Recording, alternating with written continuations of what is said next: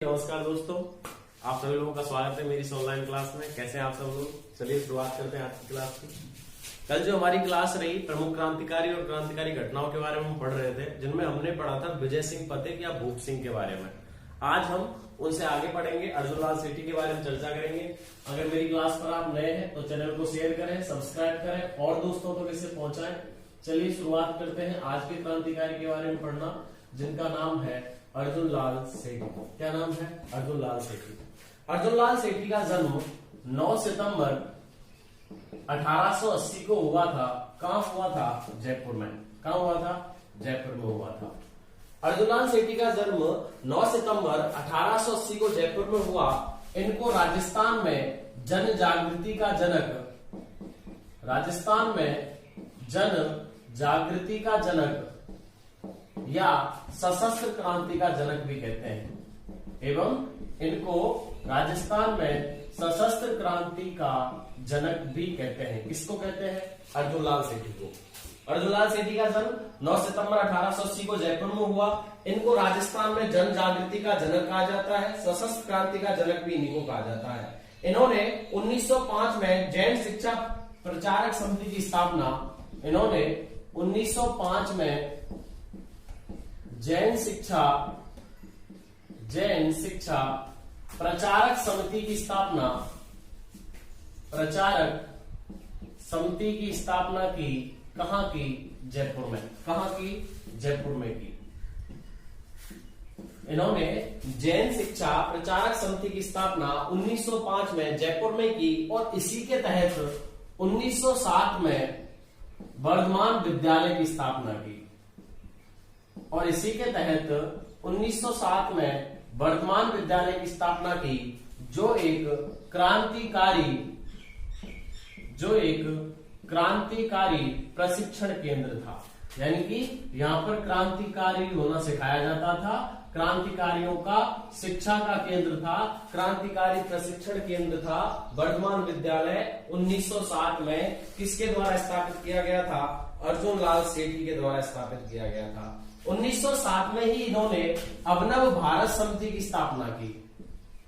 1907 में ही इन्होंने अभिनव भारत समिति की स्थापना की। किसके द्वारा की गई थी अभिनव भारत समिति की स्थापना? अर्जुन लाल सेठी के द्वारा की गई थी। देखिए, इनके बारे में एक वक्तव्य है, आप लिखिए कि जब जयपुर के महाराजा माधव सिंह द्वितीय ने इनको प्रधानमंत्री नियुक्त करने के लिए कहा कि हम आपको जयपुर का प्रधानमंत्री बनाते हैं, तो इन्होंने उस प्रधानमंत्री पद को यह कहकर ठुकरा दिया कि जब अर्जुन लाल सेठी नौकरी करेगा तो अंग्रेजों को देश से कौन निकालेगा। किसने कहा? अर्जुन लाल सेठी ने। किससे कहा? महाराजा माधव सिंह द्वितीय से कहा। किसने कहा था? अर्जुन लाल सेठी ने। लिख लिया होगा आपने। अर्जुन लाल सेठी ने कहा कि अगर अर्जुन लाल सेठी, यानी कि अगर सेठी नौकरी करेगा तो अंग्रेजों को भारत से कौन निकालेगा। किसके द्वारा कहा गया था? अर्जुन लाल सेठी के द्वारा। किसके द्वारा कहा गया था सर? अर्जुन लाल सेठी के द्वारा कहा गया था। देखिए, जो इनका वर्धमान विद्यालय है, इसी में जोरावर सिंह बारठ, प्रताप सिंह, मानिक चंद्र, मोती चंद्र और विष्णु दत्त, जो आपने नाम सुने होंगे। देखिए, क्रांतिकारी जो प्रशिक्षण केंद्र था, यहां से कौन कौन निकले, तो लिखिए वर्धमान विद्यालय में जोरावर सिंह बारठ, प्रताप सिंह बारठ, मोती चंद्र, मानिक चंद्र एवं विष्णु दत्त ने प्रशिक्षण लिया। यहाँ के ये प्रमुख व्यक्ति हैं जिन्होंने यहाँ पर प्रशिक्षण लिया था। कौन कौन है? जोरावर सिंह बारठ है, प्रताप सिंह बारठ है, मोती चंद्र है, मानिक चंद्र है, विष्णु दत्त है। इन्होंने वर्धमान विद्यालय में प्रशिक्षण लिया और इनको प्रशिक्षण देते थे। उनका मास्टर अमीर चंद्र था। क्या नाम था? अमीर चंद्र। मास्टर अमीर चंद्र के द्वारा वर्धमान विद्यालय में जोरावर सिंह बारठ, प्रताप सिंह बारठ, मोती चंद्र, मानिक चंद्र और विष्णु दत्त को शिक्षित किया गया था, प्रशिक्षित किया गया था। कहां पर? वर्धमान विद्यालय में। कहां पर किया गया था? वर्धमान विद्यालय में। देखिए, इनके ही द्वारा निमेज हत्याकांड को जन्म दिया गया, या निमेज हत्याकांड हुआ। कब हुआ था निमेज हत्याकांड? तो 20 मार्च 1913 को। 1913 20 मार्च 1913 को निमेज हत्याकांड हुआ, जिसमें बनारस के धनिक महंत की इन्होंने हत्या कर दी। किसकी हत्या कर दी? बनारस के धनिक महंत की हत्या कर दी। किन किन किन लोगों ने करी? इन सभी लोगों ने मिलके। इनमें कौन कौन शामिल थे उनके नाम लिख देते हैं। सेठी था अर्जुन लाल सेठी। इसमें कौन कौन शामिल थे? अर्जुन लाल सेठी शामिल थे, मानिक चंद शामिल थे, मानिक चंद जो नाम हमने लिखा है, मोती चंद्र शामिल थे, मोती चंद्र शामिल थे, विष्णु दत्त शामिल थे, विष्णु दत्त शामिल थे। ये इसमें प्रमुख व्यक्ति थे, जिनमें एक और है जयचंद। क्या नाम है? जयचंद। इन 5 लोगों ने धनिक महंत की हत्या कर दी, जिसको निमेज हत्याकांड कहा जाता है। कब हुआ? 20 मार्च 1913 को इन्होंने बनारस के धनिक महंत की हत्या कर दी, जिनमें एक व्यक्ति है जिसका नाम है स्यो नारायण। क्या नाम है? स्यो नारायण। यह स्यो नारायण नाम का व्यक्ति मुखबिर बन गया। क्या बन गया? मुखबिर। यानी कि इसने इस बात के बारे में जानकारी दे दी कि इन लोगों के द्वारा बनारस के धनिक महंत की हत्या की गई है, जिसके कारण मोती चंद को मृत्युदंड दे दिया गया, विष्णु दत्त को आजीवन कारावास दे दिया गया। इसमें देखिए, मोती चंद को क्या दे दिया? मृत्युदंड दे दिया गया। लिखिए, मोती चंद को मृत्युदंड दिया गया, विष्णु दत्त को आजीवन कारावास दिया गया, विष्णु दत्त को आजीवन कारावास दिया गया। ठीक है ना? और जो अर्जुन लाल सेठी है, इनको पकड़ के 5 वर्ष की सजा दी गई और कहां बंद किया गया? मद्रास जेल में, जिसको बेलूर भी कहते थे। तो बेलूर में या मद्रास जेल में इनको नजरबंद किया गया। तो इसमें ये घटना हुई, निमेज हत्याकांड 20 मार्च 1913 को हुआ। इन 5 लोगों ने, सेठी, मानिक चंद्र, मोती चंद्र, विष्णु दत्त और जयचंद्र ने मिलकर के बनारस के धनिक महंत की हत्या कर दी, जिसके चक्कर में स्योनारायण नामक व्यक्ति मुखबिर बनने के कारण सेठी को 5 वर्ष की सजा मद्रास बेलूर जेल में, मोती चंद्र को मृत्युदंड, विष्णु दत्त को आजीवन कारावास और जयचंद्र और मानिक चंद्र हाथ नहीं आए थे। जयचंद्र और मानिक चंद्र हाथ नहीं आए थे। कब की बात है? 1913 की बात है। कब की बात है? 1913 की बात है। चलिए इसको मिटा देते हैं, आगे चलते हैं। लिखते जाइए आप सर, नोट्स बनाते चले जाइए, एक एक चीज को समझिए। फालतू की रामायण कैसे कैसे हत्या हुई, किसने कब मारा, इससे कोई मतलब नहीं है। हमारे लिए जो क्वेश्चंस डायरेक्टली बन के आते हैं या जिनके भावार्थ हमको समझने हैं, वो ये है कि यह एक क्रांतिकारी संगठन था जो अमीरों को लूटा करते थे, उनसे पैसे लिया करते थे। इसी के चक्कर में इन्होंने धनिक महंत की हत्या कर दी थी, जो बनारस का अमीर था। किसके बारे में चर्चा चल रही है? अर्जुन लाल सेठी। किसके बारे में चर्चा चल रही है सर? अर्जुन लाल सेठी के बारे में चर्चा चल रही है। तो इनको पकड़ा तो गया 1913 में। कब पकड़ा गया था? 1913 के हत्याकांड के बाद अर्जुन लाल सेठी को पकड़ा गया और कितने साल की सजा हुई इनको? 5 साल की। कहां बंद किया गया था? बेलूर या मद्रास जेल में इनको बंद किया गया था। 1919 में जब प्रथम विश्व युद्ध समाप्त हो जाता है, 1919 में प्रथम विश्व युद्ध समाप्त होने के बाद अर्जुन लाल सेठी, केसरी सिंह बारट और गोपाल सिंह खरवा को रिहा किया जाता है। यानी कि हम बात करेंगे केवल सेठी जी की, तो सेठी जी को, गोपाल सिंह खरवा को, ये गोपाल सिंह खरवा वो है जो उनके साथ पकड़े गए थे विजय सिंह पथिक के साथ। याद करिए, विजय सिंह पथिक के साथ पकड़े गए थे गोपाल सिंह खरवा। ठीक है ना? जब गदर आंदोलन की शुरुआत ये लोग करना चाहते थे 1915 में, उस समय इनको पकड़ा गया था गोपाल सिंह खरवा को। तो मैं यहीं पे लिखा जाता हूं कि किन किन व्यक्तियों को छोड़ा गया था 1919 में। तो आप लिखिए कि 1919 में प्रथम विश्व युद्ध के बाद अर्जुन लाल सेठी जी, गोपाल सिंह खरवा जी और केसरी सिंह बारट को छोड़ा गया था। किसको छोड़ा गया था? केसरी सिंह बारट। अभी हम इनके बारे में पढ़ेंगे, तब भी मैं आपको बताऊंगा कि इनको कहां कैद किया गया था और छोड़ा कब गया था? 1919 में। मैंने इसे एक लाइन में कंप्लीट करा दिया कि ये 3 व्यक्ति प्रमुख हैं जिनको 1919 में प्रथम विश्व युद्ध के बाद अर्जुन लाल सेठी के सहित तीनों को छोड़ा गया था। कब छोड़ा गया था? 1919 में। 1921 में इन्होंने विदेशी वस्त्रों का बहिष्कार किया 15 मार्च 1921 को। कब किया साहब? 15 मार्च 1921 को विदेशी वस्त्रों का बहिष्कार किया, बहिष्कार किया। किस किसने किया? सेठी ने मिलकर के, और सेठी के साथ कौन थे? चांदकरण सरदार। देखिए एक नया नाम आ गया है क्रांतिकारी का, जिसका नाम क्या है? चांदकरण सरदार है। इन दोनों ने मिलकर के, यानी कि नेतृत्व किसने किया? तो नेतृत्व करने वाले थे अर्जुन लाल सेठी और चांदकरण सरदार। इन्होंने 15 मार्च 1921 को विदेशी वस्त्रों का बहिष्कार किया। इन्होंने अजमेर में शूद्र मुक्ति, स्त्री मुक्ति और महेंद्र कुमार नाम की पुस्तकें लिखी। पुस्तकें की बात करते हैं, अर्जुन लाल सेठी की पुस्तकें कौन कौन सी हैं? स्त्री मुक्ति, शूद्र मुक्ति और महेंद्र कुमार नाम की पुस्तकें लिखी। कहां लिखी? अजमेर में। कहां लिखी? अजमेर में। किसने? अर्जुन लाल सेठी ने। अर्जुन लाल सेठी ने स्त्री मुक्ति, शूद्र मुक्ति और महेंद्र कुमार नामक पुस्तकें लिखी। अंत में इन्होंने मुस्लिम धर्म को अपनाया था। याद रखिए, अंतिम समय मुस्लिम धर्म को अपनाया। कारण क्या था मुस्लिम धर्म को अपनाने का? इन्होंने सांप्रदायिक सद्भावना को बढ़ाने के लिए, यानी कि एक दूसरे के साथ जोड़ को बढ़ाने के लिए, मेल जोल बनाने के लिए, ये साबित करने के लिए कि हिंदू मुसलमानों के साथ एकजुट रह करके रहना चाहते हैं, उसके लिए अंतिम समय में मुस्लिम धर्म अपनाया था। किसने अपनाया था? अर्जुन लाल सेठी ने अपनाया था। अंतिम समय क्या अपनाया इन्होंने? मुस्लिम धर्म अपनाया था। 22 दिसंबर 1941 को अजमेर में मृत्यु हो गई। कब हो गई? 22 दिसंबर 1941 को अजमेर में मृत्यु हो गई। किसकी मृत्यु हो गई अजमेर में? अर्जुन लाल सेठी की। कब हो गई सर? 22 दिसंबर 1941 को हो गई।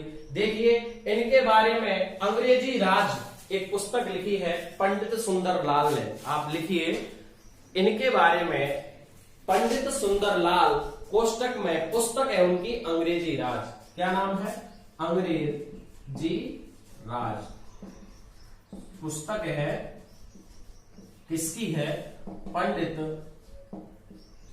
सुंदरलाल की। पंडित सुंदरलाल ने अंग्रेजी राज नामक पुस्तक में इनके बारे में कहा है कि दधीची जो ब्राह्मण थे जिन्होंने इंद्र को अपनी हड्डियों का वज्र बना के दिया था, तो दधीची जैसा त्याग और दृढ़ता लेकर वे जन्मे और उसी दृढ़ता से उन्होंने मृत्यु को प्राप्त किया। दधीची जैसी त्याग भावना लेकर के, दृढ़ता लेकर के वो जन्मे और उन्होंने उसी दृढ़ता से अपने प्राणों का त्याग किया या मृत्यु को गले लगाया। एक ही बात है, प्राणों का त्याग किया, मृत्यु को गले लगाया। किसने कहा है? पंडित सुंदरलाल ने कहा है। किसने कहा है? पंडित सुंदरलाल ने। किसके बारे में कहा है? अर्जुन लाल सेठी के बारे में। किसके बारे में कहा है? अर्जुन लाल सेठी। तो चलिए ये थे हमारे अर्जुन लाल सेठी। आगे बढ़ते हैं। एक एक लाइन को आप लिखते जाइए, साथ साथ नोट्स बनाते चलिए, टॉपिक क्लियर रहेगा आपका सर।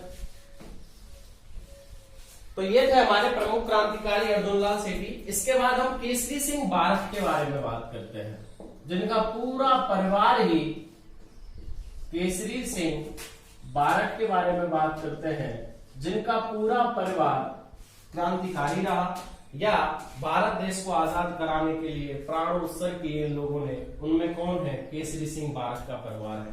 केसरी सिंह बारठ का जन्म 21 नवंबर 1872 को देवपुरा गांव सापड़ा भीलवाड़ा में हुआ। कब हुआ? 21 नवंबर 1872 को देवपुरा गांव शाहपुरा भीलवाड़ा में हुआ। ठीक है ना भाई? देवपुरा गांव शाहपुरा भीलवाड़ा में 21 नवंबर 1872 को केसरी सिंह बारठ का जन्म होता है। इनके पिता कृष्ण सिंह बारठ थे। पिता कौन थे इनके साथ? कृष्ण सिंह बारठ।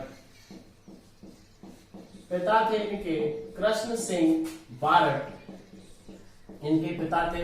इनके पिता ने इनके लिए एक विद्यालय बनवाया जो इनका खुद का विद्यालय था, जिसका नाम था कृष्ण वाणी विलास। यानी कि इनका स्वयं विद्यालय था, अपना खुद का विद्यालय था, जिसका नाम क्या था? कृष्ण वाणी विलास। यही इन्होंने अध्ययन किया, यानी कि प्रारंभिक शिक्षा प्राप्त की। कहां प्राप्त की? कृष्णवाणी विलास में, जो इनका स्वयं विद्यालय था। क्लियर है? किसका? केसरी सिंह बारट का। किसका था? केसरी सिंह बारट का। इन्होंने इसके बाद मूल शिक्षा उदयपुर में आरंभ की और बाद में जमनालाल बजाज के पास ये गए थे। ठीक है ना? मूल शिक्षा कहां से शुरू की? इसके बाद मूल शिक्षा यानी कि जो कॉलेज शिक्षा थी वो कहां प्राप्त की? उदयपुर में, तथा बाद में जमनालाल बजाज के पास गए थे। किसके पास गए थे? जमनालाल बजाज के पास गए। कौन? केसरी सिंह बारट। जमनालाल बजाज के पास गए। मूल शिक्षा कहां से शुरू की इन्होंने? उदयपुर में। जो अपनी कॉलेज शिक्षा थी कृष्णवाणी विलास के बाद मूल शिक्षा इन्होंने उदयपुर से शुरू की और बाद में यह जमनालाल बजाज के पास गए थे। इनके जो राजनीतिक गुरु थे वो इटली के राष्ट्रपिता मैजनी थे। राजनीतिक गुरु याद रखना, जिसको ये अपना राजनीतिक गुरु मानते थे वो कौन थे? इटली के राष्ट्रपिता मैजनी। ये प्रमुख व्यक्ति रहे हैं इटली में जिन्होंने इटली को एक अच्छा प्रदर्शन दिया। वो कौन थे? इटली के राष्ट्रपिता मैजनी थे। उनको अपना राजनीतिक गुरु मानते थे। कौन? केसरी सिंह बारट। अच्छा, इनको इसके बारे में पता कैसे चला भाई? ये कौन थे? कहां से आए? कैसे इनके बारे में पता चला? तो इटली के राष्ट्रपिता मैजनी के बारे में कभी भी कोई भी लेख उस समय पर प्रकाशित नहीं किया जाता था भारत में, लेकिन वीर सावरकर लंदन में पढ़ा करते थे और वीर सावरकर ने उस जो इटली के राष्ट्रपिता मैजनी की जो पुस्तक थी, जो उनकी आत्मकथा थी, जो उनके द्वारा लिखी गई या जो उनके बारे में लिखा जाता था, उसको उन्होंने मराठी में लिख करके छुपा करके गुप्त रूप से लोकमान्य तिलक, बाल गंगाधर तिलक के पास भेजा था और वहीं से इनको मराठी में ही पढ़ा था। किसने? केसरी सिंह बारट ने। किसने पढ़ा था? केसरी सिंह बारट ने इसको पढ़ा था। तो लोकमान्य तिलक के पास वीर सावरकर ने लंदन से मराठी भाषा में लिख करके इनकी आत्मकथा, इटली के राष्ट्रपिता मैजनी की आत्मकथा या उनके बारे में चर्चा को भेजा था, जहां से ही केसरी सिंह बारट ने इनके बारे में पढ़ा और वहीं से इनकी ही जो कला थी उसके बारे में, जो राजनीतिक कला इनकी थी या जो देश को चलाने की कला है उसके बारे में इनके जो वक्तव्य थे उनको ही पढ़ करके इन्होंने अपना क्रांतिकारी रूप शुरू किया। तो इनका राजनीतिक गुरु किसको माना जाता है? इटली के राष्ट्रपिता मैजनी को माना जाता है। किसको माना जाता है? मैजनी को। 1904 में इन्होंने अजमेर में क्षत्रिय कॉलेज की स्थापना की। 1904 में क्षत्रिय कॉलेज की स्थापना की। क्षत्रिय कॉलेज की स्थापना की। कहां की? अजमेर में। कहां की? अजमेर में। अजमेर में इन्होंने 1904 में क्षत्रिय कॉलेज की स्थापना की। किसकी तर्ज पर? तो आपको पता है अरविंद घोष ने कलकत्ता कॉलेज की स्थापना की थी। अरविंद घोष ने कलकत्ता कॉलेज की स्थापना की थी। उसी की तर्ज पर आप लिख सकते हैं कि अरविंद घोष के कलकत्ता कॉलेज की तर्ज पर 1904 में क्षत्रिय कॉलेज की स्थापना अजमेर में केसरी सिंह बारट के द्वारा की गई थी। किसके द्वारा की गई थी? केसरी सिंह बारट के द्वारा की गई थी। याद रखिए, एक लाइन में आपको इससे पहले बता देता हूं कि 1903 में जो वायसराय था उसका नाम था Lord Curzon. Lord Curzon viceroy था। 1903 में लॉर्ड कर्जन वायसराय ने दिल्ली में एक दरबार लगाया था। दिल्ली में एक दरबार लगाया था। उस दरबार में उसने सभी शासकों को, रियासतों को, देसी रियासत के शासकों को बुलाया था। उस दरबार में, लॉर्ड कर्जन के दिल्ली दरबार में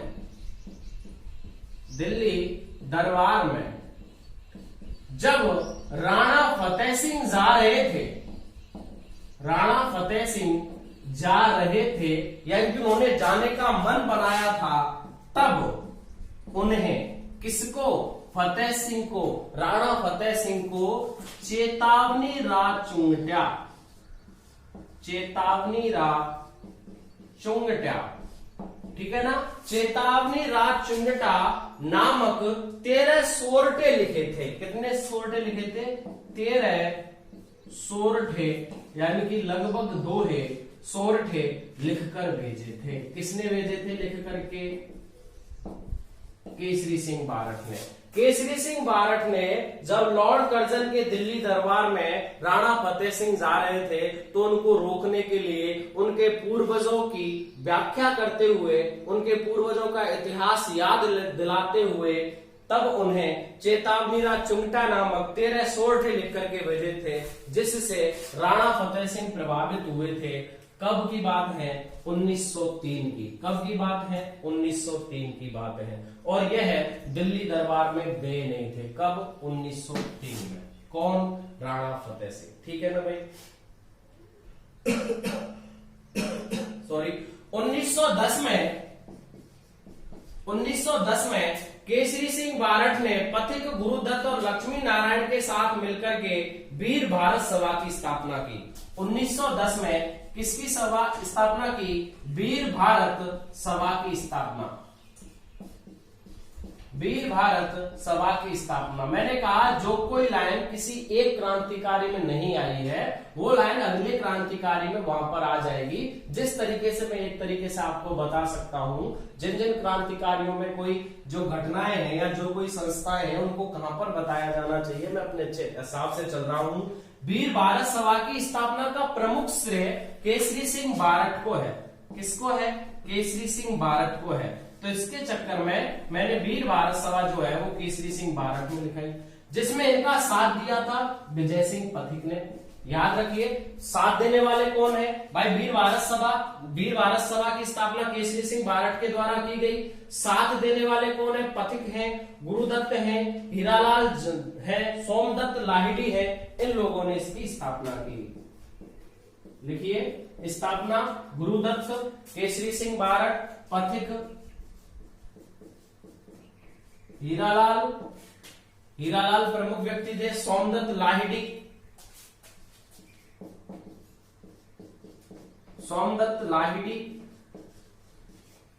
और लक्ष्मी नारायण।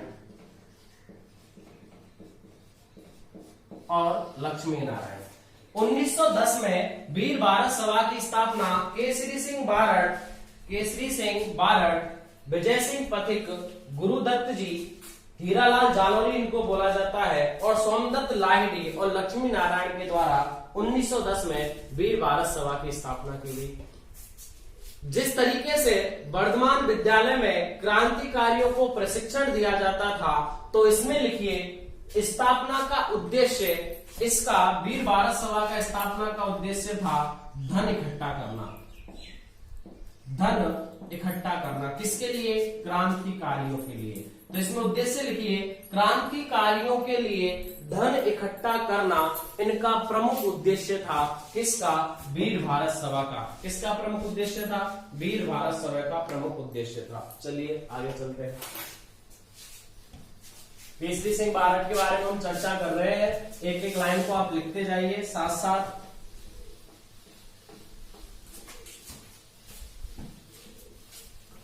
क्लास को शेयर कीजिए, दोस्तों तक इससे पहुंचाइए, जिससे और मोटिवेट होते रहे हम। आपके लिए और क्लासेस, सारी क्लासेस की प्रोवाइडनेस होती रहे। चलिए आगे चलते हैं।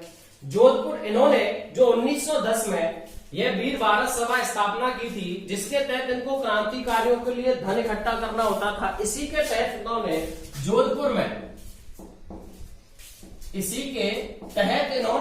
जोधपुर में 25 जून 1912 को साधु प्यारेलाल की हत्या कर दी। 25 जून 1912 को धनी था जोधपुर का, धनी क्या नाम था? साधु प्यारेलाल। साधु प्यारेलाल की हत्या कर दी। कब की थी? डेट याद रखिए, 25 जून 1912 के दिन। कब की थी? 25 जून 1912 के दिन धनी साधु प्यारेलाल की हत्या इनके द्वारा की गई, जिनमें कौन कौन शामिल थे, चलिए नाम लिखते हैं। सोमदत्त लाहिड़ी थे, रामकरण थे, हीरालाल जालोरी थे, और ये थे केसरी सिंह बारठ। कौन कौन थे? केसरी सिंह, सोमदत्त, ठीक है, हीरालाल जालोरी, जो मैंने अभी हीरालाल बताया था उनका नाम याद रखना। जो हीरालाल अभी हमने लिखे थे वीर भारत सभा में, उनका जो मूल नाम था वो क्या था? हीरालाल जालोरी था। सोमदत्त लाहिड़ी थे, केसरी सिंह बारठ थे, और रामकरण नामक व्यक्ति थे। कौन थे? रामकरण नामक व्यक्ति। इन 4 लोगों ने मिलकर के साधु प्यारेलाल की हत्या कर दी, जिसके तहत मुखबिर बनने का काम मुखबिर बना कौन? लक्ष्मी नारायण। देखिए वही लक्ष्मी नारायण जिसने वीर भारत सभा में स्थापना करने के लिए इनका साथ दिया, वही व्यक्ति मुखबिर बन गया। वही व्यक्ति क्या बन गया? मुखबिर बन गया। और इन सभी को पकड़ करके 20-20 वर्ष का कारावास केसरी सिंह बारठ को छोड़ करके ये यहां से भाग गए थे। नेतृत्व इन्होंने किया, हत्या इन्होंने की, तो इनको पकड़ करके 20-20 वर्ष का कारावास हुआ। किसके लिए? साधु प्यारेलाल की हत्या करने के कारण। साधु प्यारेलाल कहां का था? जोधपुर का था। हत्या कब की गई थी? तो 25 जून 1912 को हत्या की गई थी। देखिए इसी के उपलक्ष्य में यहां से भाग जाते हैं, तो फिर इनको 2 मार्च 1914 को, कब? 2 मार्च 1914 को शाहपुरा के राजा नारसिंह के द्वारा पकड़वा दिया जाता है। कौन पकड़ता है? आर्मस्ट्रांग नाम का एक आईपीआई अधिकारी होता है, वो इनको पकड़ता है। कौन पकड़वाता है? शाहपुरा का शासक नाहर सिंह। शाहपुरा रियासत का शासक जो नाहर सिंह है ने किसके हाथों? आर्मस्ट्रांग आईपीआई अधिकारी था, जो कहां का अधिकारी था? इंदौर का। कहां का अधिकारी था? इंदौर का। के हाथों पकड़वा दिया, के हाथों पकड़वा दिया। किसको? केसरी सिंह बारठ को। केसरी सिंह बारठ को 2 मार्च 1914 को शाहपुरा का शासक था नाहर सिंह, उसने आर्मस्ट्रांग जो एक आईपीआई अधिकारी था इंदौर का, उसके हाथों पकड़वा दिया और इनको 20 वर्ष की सजा हुई। 20 वर्ष की सजा हुई। देखिए 20-20 वर्ष की सजा सोमदत्त लाहिड़ी और हीरालाल जालोरी को हो चुकी थी। कब? जब जोधपुर में इन्होंने हत्या की थी साधु प्यारेलाल की। उसी के उपलक्ष्य में 2 साल बाद जब यहां से केसरी सिंह जी भाग गए, तो 2 मार्च 1914 को इनको पकड़ा गया और इनको आर्मस्ट्रांग के द्वारा पकड़ा गया। शाहपुरा का शासक था नाहर सिंह, उसने पकड़वाया था। इनको 20 वर्ष की सजा हुई और कौन सी जेल में रखा गया? हजारीबाग जेल। कहां है? बिहार में। और इनको हजारीबाग जेल बिहार में रखा गया। जेल का याद रखना सबके लिए, जेलों का उपलक्ष्य है। क्वेश्चन आए हुए हैं, एक बार इधर लाइनिंग करके, दूसरी बार इधर लाइनिंग करके, उनको मिलाने के लिए क्वेश्चन आया हुआ है। कौन कौन को कौन कौन सी जेल में रखा गया था? सबसे पहले विजय सिंह पथिक हमने डोरगढ़ जेल में पढ़े थे, उसके बाद अर्जुनलाल सेठी के बारे में हमने पढ़ा था मद्रास बेलूर जेल में, और हम केसरी सिंह बारठ के बारे में पढ़ रहे हैं। इनको कहां रखा गया था? हजारीबाग जेल बिहार में रखा गया था। ठीक है ना? याद रखिए, इनको छुड़ाने के लिए तिलक ने भी, तिलक जानते हैं, बाल गंगाधर तिलक ने अमृतसर अधिवेशन में, अमृतसर अधिवेशन कांग्रेस का अमृतसर अधिवेशन में आवाज उठाई थी। इनको रिहा करवाने के लिए अमृतसर अधिवेशन में किसके द्वारा आवाज उठाई गई? तिलक के द्वारा, लोकमान्य बाल गंगाधर तिलक के द्वारा अमृतसर अधिवेशन में, कांग्रेस के अधिवेशन में इनको छुड़ाने के लिए आवाज उठाई। अधिवेशन में आवाज उठाई। किसको छुड़ाने के लिए? केसरी सिंह बारठ को। और याद रखना, केसरी सिंह बारठ जेल में ही शिक्षा दिया करते थे। जेल में क्रांतिकारी शिक्षा दिया करते थे। कौन दिया करते थे? केसरी सिंह बारठ। ठीक है ना भाई? ये किसके बारे में है? केसरी सिंह बारठ के बारे में है। किसके बारे में है? केसरी सिंह बारठ के बारे में है।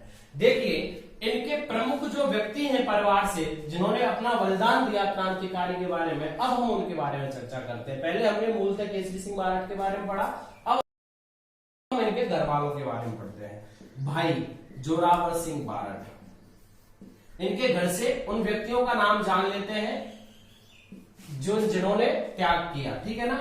जोरावर सिंह बारट इनके भाई थे। प्रताप सिंह बारट, प्रताप सिंह बारट इनके पुत्र थे। कौन थे? पुत्र। आपने एक नाम पढ़ा होगा ईश्वर दास असनिया, ईश्वर दास असनिया इनके जमाता थे, जमाई थे, ठीक है ना भाई। कौन कौन इनके घर से रहे? जोरावर सिंह बारट इनके भाई थे, प्रताप सिंह बारट इनके कौन थे? पुत्र थे, और ईश्वर दास असनिया इनके कौन थे? जमाता थे। उनकी जो पुत्री थी उनका नाम था चंद्रमणि। पुत्री कौन थी? चंद्रमणि। चंद्रमणि नाम की इनकी पुत्री थी। इन सभी लोगों ने क्रांतिकारी घटनाओं में भाग लिया, क्रांतिकारी बने। किसके परिवार से सब थे? केसरी सिंह बारट के। किसके परिवार से थे? केसरी सिंह बारट के परिवार से थे। तो अब हम प्रताप सिंह बारट के बारे में चर्चा करेंगे, फिर जोरावर सिंह बारट प्रताप सिंह बारट में आ जाएंगे, और ईश्वरदास असनिया के बारे में भी हम चर्चा करेंगे। देखिए, इनको 20 वर्ष की सजा हुई थी। कहां रखा गया था? हजारीबाग में। लेकिन वहां से कितने वर्ष बाद छोड़ दिया? 5 वर्ष बाद रिहा, 5 वर्ष बाद रिहा कर दिया गया। किसको रिहा कर दिया गया था 5 वर्ष बाद? केसरी सिंह बारट को हजारी जेल से इनको रिहा कर दिया गया था। 1920-21 में ये बजाज के पास बड़दा चले गए थे। पहले हम इनके बारे में चर्चा कर लेते हैं, केवल केसरी सिंह बारट के में। 1920-21 में कहां चले गए? वर्धा, वर्धा चले गए। वर्धा कहां है? महाराष्ट्र में है। किसके पास चले गए? तो जमनालाल बजाज के पास। जमनालाल बजाज के पास 1920-21 में ये वर्धा चले गए, और वहीं 14 अगस्त 1941 को इनकी मृत्यु हो गई। 14 अगस्त 1941 को मृत्यु हो गई। किसकी मृत्यु हो गई 14 अगस्त 1941 को? केसरी सिंह बारट की। किसकी मृत्यु हो गई? केसरी सिंह बारट की 14 अगस्त 1941 को मृत्यु हो गई। इनके बारे में रास बिहारी बोस ने कहा है कि केसरी सिंह बारट, इनके बारे में लिखिए, इनके बारे में रास बिहारी बोस ने कहा है कि केसरी सिंह बारट पहले ऐसे क्रांतिकारी थे जिन्होंने अपना पूरा परिवार क्रांति के लिए या देश की आजादी के लिए झोंक दिया। केसरी सिंह बारट ऐसे पहले क्रांतिकारी थे जिन्होंने अपना पूरा परिवार देश की आजादी के लिए झोंक दिया। यह इनके बारे में किसके द्वारा कहा गया है? तो यह कहा गया है रास बिहारी बोस के द्वारा। किसके द्वारा कहा गया है? रास बिहारी बोस के द्वारा कहा गया है। किसके बारे में कहा गया है? केसरी सिंह बारट की, ठीक है ना। केसरी सिंह बारट की पुस्तकें या कविताओं के बारे में चर्चा कर लेते हैं, क्या क्या लिखा है। सबसे पहला हमने पढ़ाई था चेतावनी रात चुंगटा। लिखिए, मैं मिटा इसलिए नहीं रहा हूं जिससे आप इसको लिख सकें पूरा, आप इसका स्क्रीनशॉट भी ले सकें। चेतावनी रात चुंगटा किसके द्वारा लिखी गई है? केसरी सिंह बारट के द्वारा। प्रताप चरित्र, दुर्गादास चरित्र, प्रताप चरित्र इन्होंने लिखी है, कविता है। दुर्गादास चरित्र इन्होंने लिखी है, दुर्गादास चरित्र इन्होंने लिखी है। रूठी रानी, रूठी रानी भी इन्हीं के द्वारा लिखी गई है। किसके द्वारा लिखी गई है? केसरी सिंह बारट के द्वारा लिखी गई है। और कुसुमा ज्वली, याद रखना, नाम लिख लीजिए, कुसुमा ज्वली। ये कविता नहीं है, एक लघु काव्य है। कोष्टक में लिख लीजिए लघु काव्य। किसके द्वारा लिखा गया है? केसरी सिंह बारट के द्वारा लिखा गया है। किसके द्वारा लिखा गया है? केसरी सिंह बारट के द्वारा लिखा गया है। क्लियर है? कौन थे ये? केसरी सिंह बारट थे। कौन थे सर? केसरी सिंह बारट, जिनके बारे में कोई भी लाइन या क्वेश्चन बनता है वो इस प्रकार से बनता है कि इनको किसने पकड़वाया था? तो 2 मार्च 1914 को सापुरा का शासक था नारसिंह, उसने पकड़वाया था। किसने पकड़ा था? आर्मस्ट्रांग ने, ठीक है ना। 20 वर्ष की सजा हुई। कहां रखा गया? हजारीबाग जेल बिहार में। वहां पे क्रांतिकारी शिक्षा देते थे। 5 वर्ष बाद रिहा कर दिया गया। वहां से बड़दा चले गए। कुछ समय उन्होंने कोटा में बिताया था, याद रखना। यहां से समय के बाद 5 वर्ष बाद रिहा रहने के बाद कुछ समय उन्होंने कहा बिताया था? कोटा में बताया था। फिर वहां से बड़दा महाराष्ट्र चले गए जमनालाल बजाज के पास। वहीं 14 अगस्त 1941 को इनकी मृत्यु हुई। और इनके बारे में रास बिहारी बोस ने कहा है कि ऐसे क्रांतिकारी थे जिन्होंने अपना पूरा परिवार आजादी के लिए झोंक दिया। किसके बारे में कहा है? केसरी सिंह बारट। और केसरी सिंह बारट की जो कविताएं हैं उनमें चेतावनी राज चुंगटा जिसमें 13 सोटे थे, राणा फतेह सिंह को लिखा गया था, प्रताप चरित्र, दुर्गादास चरित्र, रूठी रानी पुस्तक और कुसुमा ज्वली कोष्टक में एक छोटा सा लघु काव्य है। क्लियर है ना सर? इनके बारे में और कोई वक्तव्य है ना तो आ जाएगा, आप चिंता मत करिए। उसको व्यवस्थित रूप से लिखाया है मैंने, व्यवस्थित रूप से लिखा है जिससे हम उसको एक एक करके पढ़ सकें। ठीक है ना सर? तो ये प्रमुख व्यक्ति थे, क्या नाम था इनका? केसरी सिंह बारट। क्या नाम था सर? केसरी सिंह बारट। चलिए अब इनके पुत्र के बारे में चर्चा करते हैं जो प्रमुख क्रांतिकारी रहे। क्या नाम है उनका? प्रताप सिंह बारट। और इनके भाई कौन है? जोरावर सिंह बारट। तो वहीं से इनके बारे में चर्चा करते हैं। क्या नाम है इनका? प्रताप सिंह बारट है। क्या नाम है इनका? सॉरी, प्रताप सिंह बारट है। प्रताप सिंह बारट का जन्म 24 मई 1893 को साफरा में हुआ। जन्म कब हुआ? 24 मई 1893 को साफरा में ही, वही देवपुरा गांव, भाई देवपुरा के तो थे। तो देवपुरा साफरा में ही 24 मई 1893 को कुंवर प्रताप सिंह बारट का जन्म हुआ। इन्होंने शिक्षा कोटा, अजमेर फिर जयपुर में ली। अगर इनकी शिक्षा की बात करें तो इनकी शिक्षा कहां रही? कोटा रही, अजमेर रही और जयपुर में रही। आपको याद है हमने जब अर्जुन लाल सेठी के वर्धमान विद्यालय के बारे में चर्चा की थी तो वहां मैंने बताया था कि मास्टर अमित चंद्र से पढ़ने कौन गए थे? प्रताप सिंह बारट भी गए थे और इनके चाचा थे, क्या नाम था? जोरावर सिंह बारट, वो भी गए थे। इनके जो गुरु रहे वो कौन थे? मास्टर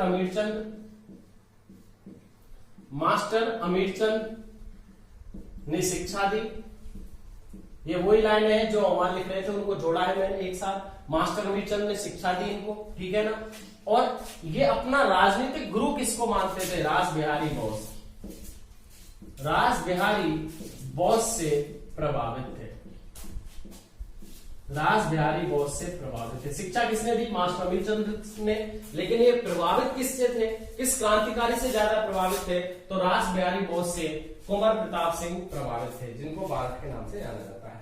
अगली बात, हमने विजय सिंह पथिक के समय एक लाइन पढ़ी थी 23 दिसंबर 1912 के दिन। 23 दिसंबर 1912 के दिन लॉर्ड हॉर्डिंग्स की दिल्ली सवारी पर बम फेंका गया था। याद रखिए, दोबारा इस चीज को क्लियर कर देते हैं, वहीं से आ रही है लाइन। मैंने वहां पे पूरा इसलिए नहीं बताया क्योंकि हमको प्रताप सिंह बारट के बारे में अलग से पढ़ना था, जोरावर सिंह बारट के बारे में अलग से पढ़ना था।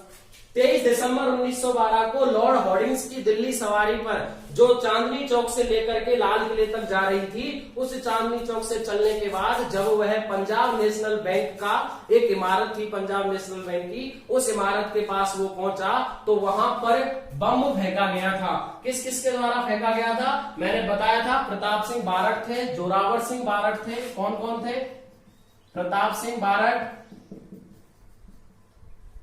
जोरावर सिंह बारट और एक नाम था बसंत कुमार विश्वास। और अगला नाम आपने पढ़ाई था पथिक भी इसमें शामिल थे, इसमें हिस्सा था पथिक जी का भी, ठीक है ना? तो इन व्यक्तियों के द्वारा लॉर्ड हॉर्डिंग्स की दिल्ली सवारी पर बम फेंका। कहां फेंका था? मैंने बताया था उस समय पंजाब नेशनल बैंक की इमारत पड़ी, उसमें फेंका। दिल्ली के चांदनी चौक से ये चली थी, जो ये सवारी थी दिल्ली के चांदनी चौक से शुरू हुई, लाल किले तक जा रही थी। बीच में पंजाब नेशनल बैंक की इमारत के पास 23 दिसंबर 1912 को लॉर्ड हॉर्डिंग्स की दिल्ली सवारी पर बम फेंका गया, जिसमें हॉर्डिंग बच गया था। इसका अंगरक्षक मारा गया था महावीर सिंह। अंगरक्षक मारा गया। क्या नाम था उसका? महावीर सिंह। हम इसके बारे में चर्चा पहले कर चुके हैं। वही मैंने बताया था कि वहां से पथिक वगैरह ये सब लोग भाग गए थे, ठीक है ना? पथिक वगैरह ये सब लोग भाग गए थे वहां से। यहीं से जोरावर सिंह भी भाग गए थे, यहीं से जोरावर सिंह भाग गए, ये सब भाग गए थे, कोई भी हाथ नहीं आया था उस समय। यहां से जोरावर सिंह भाग गए थे और इन्होंने 27 वर्ष तक अमरदास बैरागी के नाम से, 27 वर्ष तक अमरदास बैरागी के नाम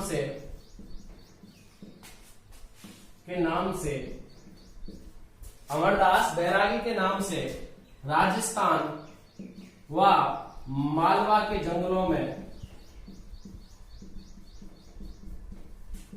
में अपना जीवन बिताया था।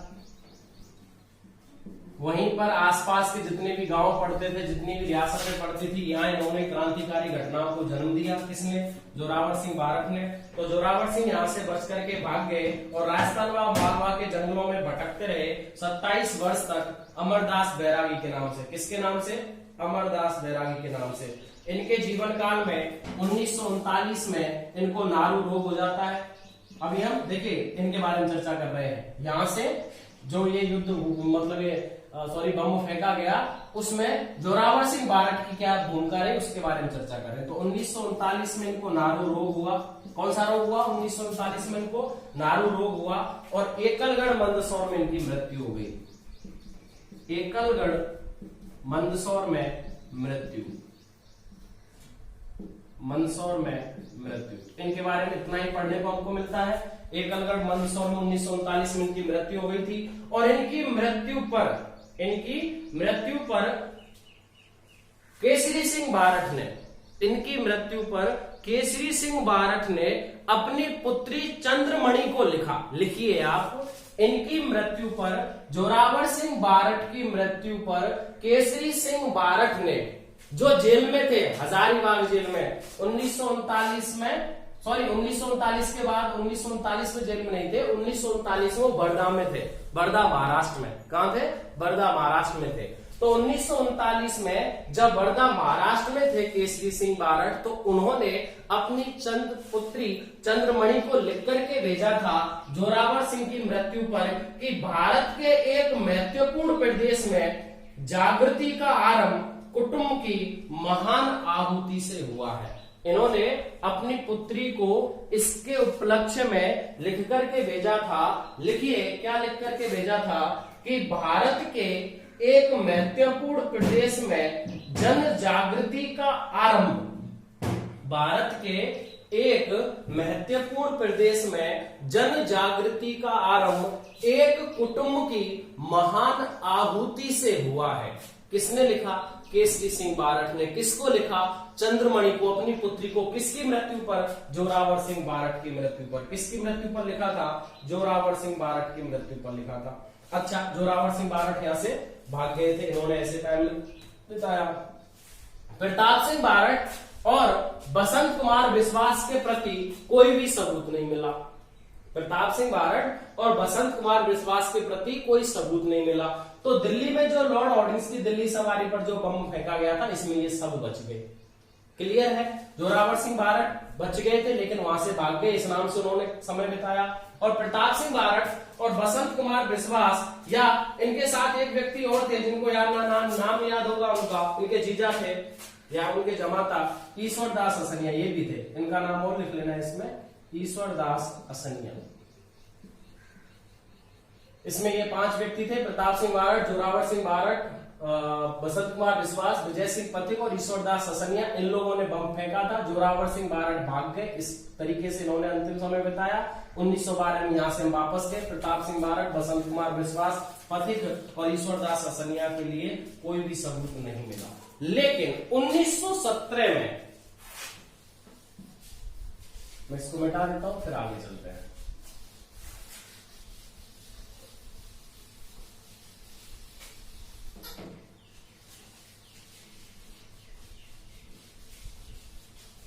देखिए, आपने एक बनारस कांड पढ़ा था, जो बनारस के धनिक महंत की हत्या की गई थी। याद रखिए, हमने एक कांड पढ़ा था जो बनारस कांड के नाम से जाना जाता है, जिसमें 1913 में, जिसको हम निवेद हत्याकांड भी कहते हैं, बनारस के धनिक महंत की हत्या की गई थी, जिसमें जोरावर सिंह बारठ का हाथ था।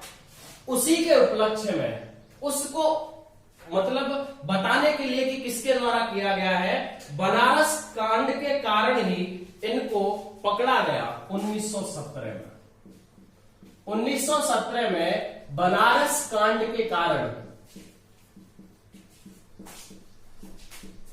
बनारस कांड के कारण इन्हें पकड़ा गया।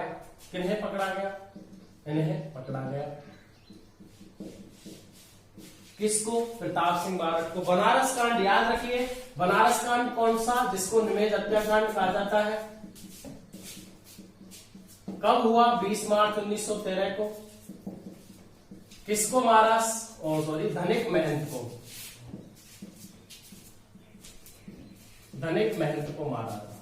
धनिक महंत को मारने के कारण ही जोरावर सिंह बारठ जिसमें थे, विजय सिंह पथिक जिसमें थे, जोरावर सिंह बारठ थे, विजय सिंह पथिक थे, उनके साथ साथ मोती चंद्र थे, मानक चंद्र थे, जोरावर सिंह थे, जयचंद्र थे, उन लोगों ने मारा था। लेकिन उसी उपलक्ष्य में प्रताप सिंह बारठ को 1917 में पकड़ा गया।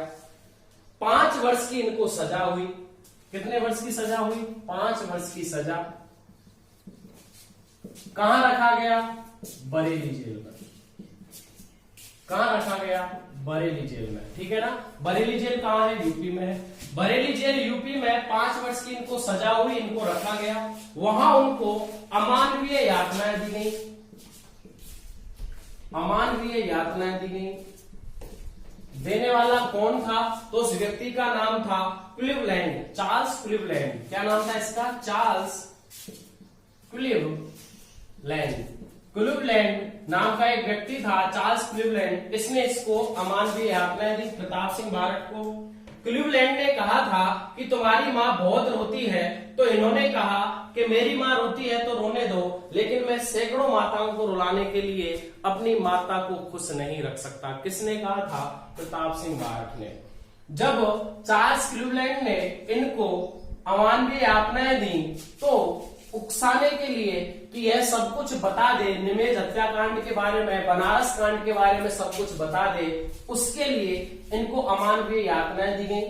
चार्ल्स क्लीवलैंड ने कहा था कि तुम बता दो, मैं तुमको भेज दूंगा, तुम्हारी माँ के पास भेज दूंगा, तुम्हारी माँ रोती है। तो इन्होंने ये कहा कि मैं अपनी माँ को खुश रखने के लिए, चुप रखने के लिए देश की सैकड़ों माताओं को नहीं रुला सकता। किसने कहा था? प्रताप सिंह बारठ ने कहा था। और वहीं पर अमानवीय यातनाएं सह सह करके 27 मई 1918 को इनकी मृत्यु हो गई। 27 मई 1918 को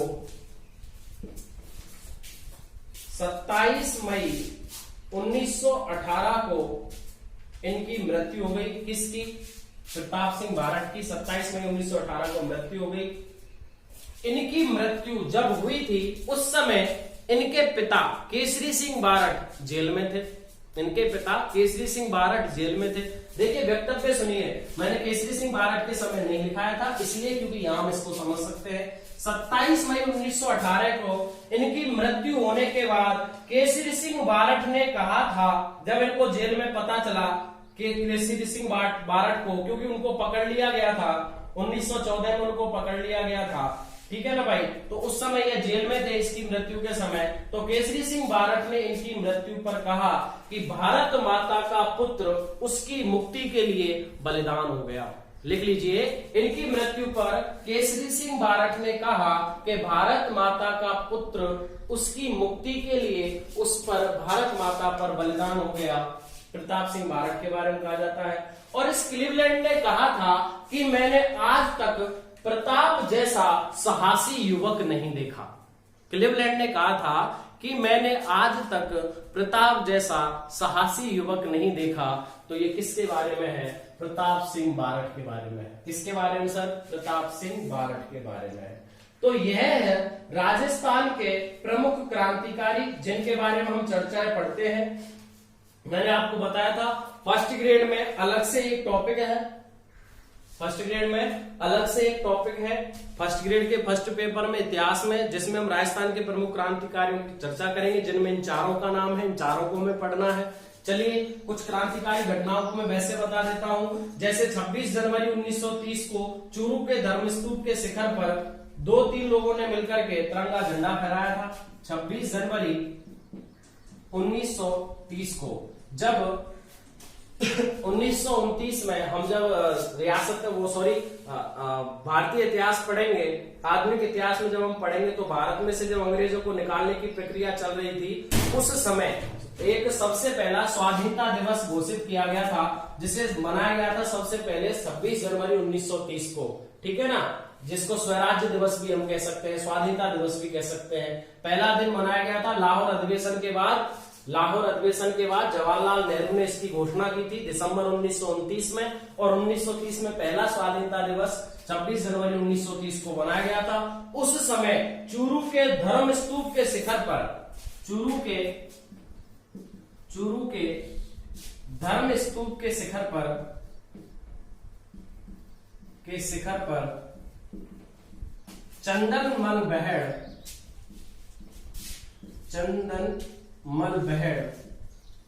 व स्वामी गोपाल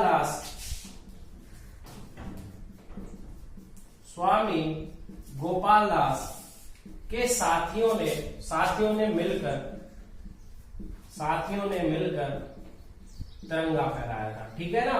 तो ये क्रांतिकारी घटनाओं के हिसाब से आप लिख लीजिए, क्रांतिकारी घटनाओं में 26 जनवरी 1930 को तथ्य लिख लेना, क्रांतिकारी घटनाएं उसमें लिखना 26 जनवरी 1930 को चूरू के धर्म स्तूप के शिखर पर चंदनमल बहेड़ व स्वामी गोपाल दास के साथियों ने मिलकर के तिरंगा झंडा फहराया था, ठीक है ना। फिर याद रखिए एक, चलिए मैं इसको मिटा देता हूं, क्रांतिकारी घटनाएं हम पढ़ रहे हैं। प्रमुख लाइनें मैं आपको बता रहा हूं, केवल प्रजामंडलों को छोड़कर। हम यहाँ पर प्रजामंडलों के बारे में चर्चा नहीं कर रहे हैं, हम केवल चर्चा कर रहे हैं जो क्रांतिकारी घटनाएं रही हैं, जो प्रमुख क्रांतिकारी रहे हैं उनके बारे में, ठीक है ना। चलिए अगली घटना मैं आपको बता देता हूं, बीकानेर षड्यंत्र के बारे में। क्रांतिकारी घटनाओं में अगला सब लाइन लिख लीजिए, बीकानेर षड्यंत्र, इसके बारे में चर्चा करते हैं। देखिए इसके बारे में क्या हुआ था। बीकानेर के शासक गंगा सिंह 1931 में गोलमेज सम्मेलन में भाग लेने गए। चलिए पहली लाइन लिखिए इसमें, बीकानेर षड्यंत्र में गंगा सिंह 1931 में गोलमेज सम्मेलन, इन चीजों को हम तब समझ सकते हैं जहां हमने थोड़ी बहुत इंडियन हिस्ट्री जो है आधुनिक इतिहास में जो पढ़ी है। गोलमेज सम्मेलन कांग्रेस को मनाने के लिए किए गए थे, ठीक है ना। किसके द्वारा? अंग्रेजी रियासत के द्वारा, अंग्रेजी शासकों के द्वारा। और अंग्रेजी शासक उस समय रियासत डायरेक्ट कहां से होता था? ब्रिटेन से होता था। तो लंदन में इनका आयोजन करवाया गया था गोलमेज सम्मेलनों का। मैं आपको जब ये क्लासेस शुरू करूंगा जिसमें हम सबसे पहले संविधान पढ़ेंगे, तो संविधान में भी शुरुआत में आपको इनके बारे में जरूर चर्चा कराऊंगा। तो याद रखिए, गंगा सिंह 1931 में गोलमेज सम्मेलन में भाग लेने लंदन गए, ठीक है ना साहब। अब पता चलेगा बीकानेर षड्यंत्र क्या था। तो ये कहां गए? गोलमेज सम्मेलन में भाग लेने के लंदन गए। उस समय चंदनमल बहेड़ ने बीकानेर एक दिग्दर्शन पत्रिका निकाली। चंदनमल बहेड़ ने बीकानेर एक दिग्दर्शन पत्रिका निकाली। किसने निकाली? चंदनमल बहेड़ ने। क्या है पत्रिका नाम? बीकानेर एक दिग्दर्शन। और इसका वितरण करवाया। तो जब इसका वितरण करवाया तो गंगा सिंह की अंतरराष्ट्रीय, जिसमें बीकानेर रियासत के बारे में उल्टा सीधा लिखा गया था, बीकानेर रियासत में जो चल रहा था उसके बारे में लिखा गया, जिसमें गंगा सिंह का अंतरराष्ट्रीय स्तर पर अपमान हुआ। अंतरराष्ट्रीय स्तर पर अपमान हुआ। किसका? महाराजा गंगा सिंह का।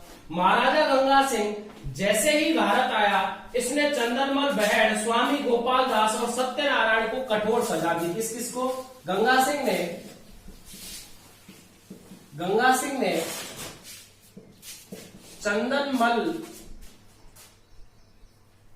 चंदनमल बहेड़, स्वामी गोपाल दास तथा सत्यनारायण को कठोर सजा दी। यानी कि केवल दिग्दर्शन पत्रिका निकालने के ही उपलक्ष्य में इनको कठोर सजा दी गई थी, जिसे ही बीकानेर षड्यंत्र के नाम से जाना जाता है। किसके नाम से जाना जाता है? बीकानेर षड्यंत्र के नाम से जाना जाता है। क्लियर है? यह भी एक प्रमुख क्रांतिकारी घटना है। हम पढ़ ही चुके हैं, किसके बारे में पढ़ चुके हैं? 23 दिसंबर 1912 के बारे में, जो हॉर्सिंग की दिल्ली सवारी पर बम हत्याकांड था, उसके बारे में पढ़ चुके हैं। एक और क्रांतिकारी घटना जिसे डोगरा कांड के नाम से जाना जाता है, कब हुआ? 1935 में, 1935 में। एक क्रांतिकारी घटना है, डोगरा कांड के नाम से जाना जाता है। इसमें क्या हुआ था कि ज्वाला प्रसाद ने 1935 में अजमेर के अधिकारी पीएन डोगरा को मारने का विचार किया, लेकिन उसका सहयोगी मारा गया, सलाउद्दीन। ठीक है ना? किसने किया था विचार? जो प्रमुख किसने किया था? ज्वाला प्रसाद ने। ज्वाला प्रसाद जिज्ञासु, तुमने नाम सुना होगा। ज्वाला प्रसाद ने अजमेर के अधिकारी पीएन डोगरा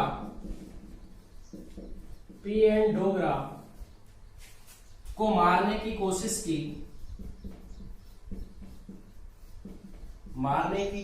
की, पर उसका सहयोगी